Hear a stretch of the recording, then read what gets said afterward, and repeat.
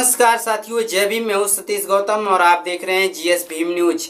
इस समय देश में जातिगत जनगणना का एक मुद्दा जो है छिड़ा हुआ है, लेकिन वहीं पर दूसरी तरफ बाबा साहब डॉक्टर भीमराव अंबेडकर जी की मूर्तियां लगातार उत्तर प्रदेश समेत देश भर में तोड़ी जा रही हैं। वहीं पे एक तरफ बहुजन विचारधारा की बात, जहां पे सत्ता पक्ष और विपक्ष दोनों करती हुई नजर आ रहा है। बाबा साहब अम्बेडकर की विचारधारा पे काम करने के लिए ढिढोरा पीटते हुए नजर आ रहे हैं, चाहे वो सत्ता पक्ष हो, चाहे वो विपक्ष की बाकी की जातिवादी पार्टियां हों, वो भी बाबा साहब अम्बेडकर की विचारधारा को अपनाने की बातें करती हैं। लेकिन वहीं पे दूसरी तरफ उन्हीं पार्टी के भक्त लोग जो है बाबा साहब अम्बेडकर की प्रतिमा को तोड़ देते हैं, लेकिन उन आरोपियों पर कोई कार्रवाई नहीं होती है। दोस्तों, उत्तर प्रदेश के जिला बस्ती के बहादुरपुर ग्राम में जो है बाबा साहब डॉक्टर अम्बेडकर की प्रतिमा को खंडित कर दिया गया, जिसका वीडियो आप हमारे स्क्रीन के साइड में देख पा रहे होंगे कि किस तरह से बाबा साहब डॉक्टर अम्बेडकर की प्रतिमा को खंडित कर दिया गया। और ठीक इसी तरह से उत्तर प्रदेश के जालौन में भी बाबा साहब अम्बेडकर की प्रतिमा को खंडित कर दिया गया, जिसका वीडियो भी आप हमारे स्क्रीन पर देख पा रहे होंगे। इसके अलावा मध्य प्रदेश के अशोक नगर में भी बाबा साहब अम्बेडकर की प्रतिमा भी 2 दिन पहले तोड़ी गई है।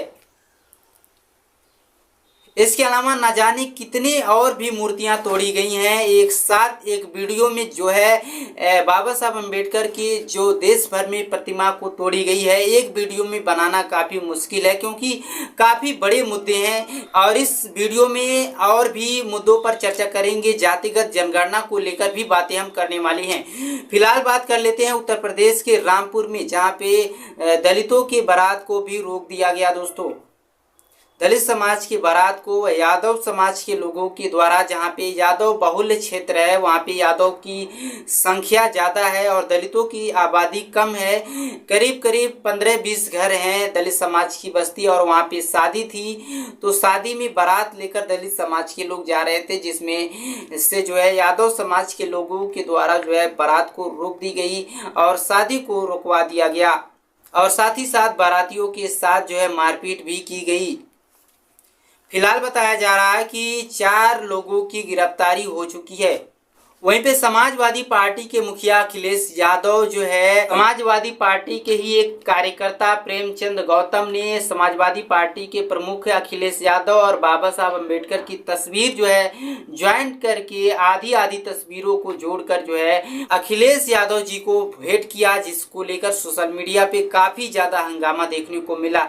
और अंत में जो है समाजवादी पार्टी के मुखिया अखिलेश यादव ने जो है माफी भी इस बात को लेकर मांगी है, क्योंकि बहुजन समाज पार्टी के कार्यकर्ता काफी बड़ी मात्रा में जो है इसका विरोध कर रहे थे। और अब बात कर लेते हैं जातिगत जनगणना की, और जातिगत जनगणना इस देश में होने वाली है। दोस्तों, 1881 में हुई पहली बार जनगणना के बाद, और 1931 तक जाकर जब खत्म हुई थी, इसके बाद अब 2025 में जातिगत जनगणना होने वाली है। दोस्तों, इसका श्रेय मान्यवर साहब कांशीराम जी और बहुजन समाज पार्टी की सुप्रीमो बहन मायावती जी को जाता है, रामविलास पासवान जी को जाता है, ऐसे तमाम बहुजन नेताओं को जाता है जिन्होंने बहुजनों को जागरूक करने के लिए कड़ा संघर्ष किया है। लेकिन वहीं पे बात करें समाजवादी पार्टी के मुखिया अखिलेश यादव अपनी दावा कर रहे हैं पीडीए के नाम पर। उनका दावा है कि हम जो है हमारे दबाव से जातिगत जनगणना हो रही है। तो वहीं पे कांग्रेस नेता राहुल गांधी जी का कहना है कि हमारे दबाव में जो है जातिगत जनगणना हो रही है। लेकिन देखा जाए तो ये विचारधारा किसकी है? ये विचारधारा मान्यवर साहब कांशीराम जी की है, बाबा साहब की है, बिरसा फुले अम्बेडकर बहुजन विचारधारा की है। और बहुजन विचारधारा की सबसे बड़ी पार्टी और सबसे बड़ी नेता अगर कोई है तो बहन जी हैं। तो कुल मिलाकर बात करें तो बसपा अध्यक्ष बहन मायावती जी की एक बड़ी जीत है। भले ही सत्ता में वो सत्ता से दूर हैं, लेकिन वो काम अपना करवा रही हैं, किसी भी तरीके से वो, किसी भी बहाने से वो करा रही हैं। लेकिन बहन जी का इसमें बड़ा रोल माना जाता है, ऐसा बीएसपी के कार्यकर्ताओं का कहना है। और काफ़ी हद तक इसमें सच्चाई भी है कि बहन जी अगर नहीं होती तो इस देश में जातिगत जनगणना जो है काफ़ी मुश्किल था, या यूँ कहें तो ना के बराबर होता। अगर बहन जी इसमें प्रमुखता से आवाज़ नहीं उठाती तो जातिगत जनगणना जो है भाजपा नहीं कराती। वहीं पे भीम आर्मी प्रमुख चंद्रशेखर आज़ाद ने भी सदन में आवाज़ उठाई थी और चंद्रशेखर आज़ाद की आवाज़ भी सदन में गूंजी थी, जिसका परिणाम देखने को मिल रहा है कि आज जातिगत जनगणना जो है होने वाली है। तो कहीं न कहीं चंद्रशेखर आज़ाद का भी दबाव, क्योंकि वो सदन में इस समय मौजूद भी हैं और सदन में जब पिछली बार सदन चल रहा था तो उस दौरान चंद्रशेखर आज़ाद सदन में आवाज़ उठाई थी कि जाति जनगणना होनी चाहिए।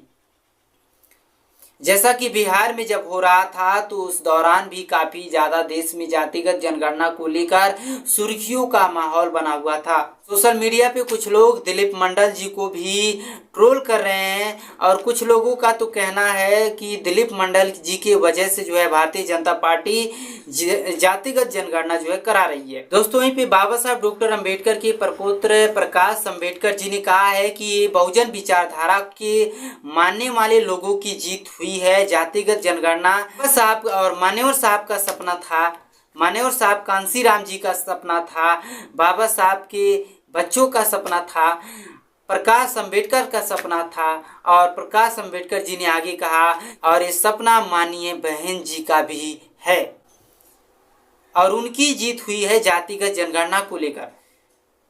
प्रकाश अम्बेडकर जी ने बहुजन समाज पार्टी की सुप्रीमो बहन मायावती जी को कहा है कि ये उनकी विचारधारा की जीत हुई है, क्योंकि देखा जाए तो पिछले कई सालों से जो है अब अम्बेडकर के नाम से जो है बाबा साहब अम्बेडकर के नाम से बाकी राजनीतिक पार्टियां अपनी जातिवादी रवैया को साइड में रखकर जो है अब अम्बेडकर के नाम पर वोट मांग रही हैं।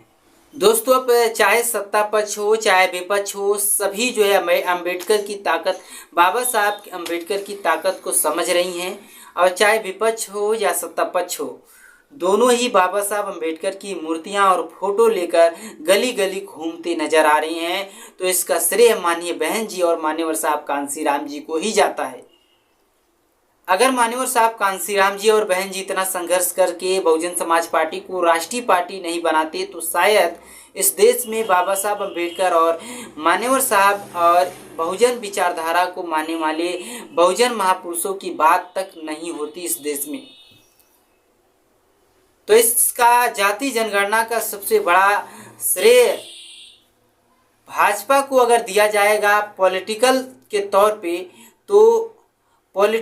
तौर पे पावर में तो भारतीय जनता पार्टी है, तो उसका श्रेय भारतीय जनता पार्टी को जाएगा, इसमें कोई दिलचस्पी नहीं है। लेकिन जाति जनगणना का मुद्दा सबसे पहले बीएसपी ही उठाई थी, तो इसका श्रेय सबसे बड़ा बीएसपी को ही जाता है। फिलहाल दोस्तों, आपकी इस बारे में क्या कुछ प्रतिक्रिया है उसे हमें कमेंट सेक्शन में जरूर बताइएगा। मिलते हैं किसी और वीडियो में, तब तक के लिए धन्यवाद।